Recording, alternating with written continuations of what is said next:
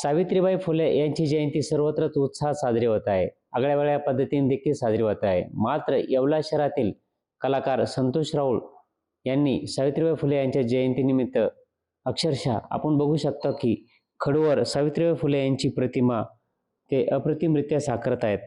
आगळ्या त्यांच्या काळातील ज्या सावित्रीबाई फुले यांच्या छटा आहेत, वेगवेगळ्या प्रतिमा आहेत, त्या खडूवर साकारत आहेत. आपल्यासोबत हेच कलाकार संतोष राऊळ. काय सांगाल सर की आगळ्या पद्धतीने खडूवर सावित्रीबाई फुले यांची प्रतिमा साकारली? सावित्रीबाई फुले यांनी स्त्री शिक्षणासाठी खूप मोठा लढा दिलेला आहे. आपण बघतो आज स्त्रियांना जे अधिकार मिळाले हे त्यांचे आपल्यावर खूप मोठे उपकार आहे. आणि आज जयंतीनिमित्त साऱ्या देशातून त्यांना मानवंदना दिली जाते, साजराही केला जातो जयंती उत्सव.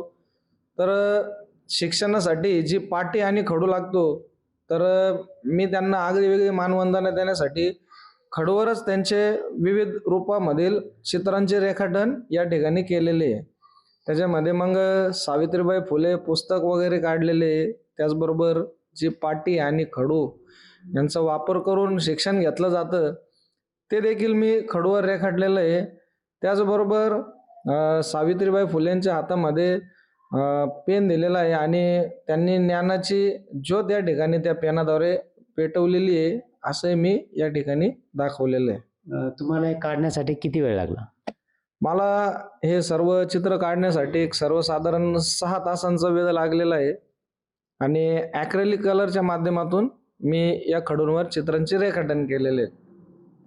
आपणच बघितलं तर ही खडूवरची कलाकृती नसून एक शिक्षणाविषयी आगळीवेगळी एक मानवंदनाच आहे.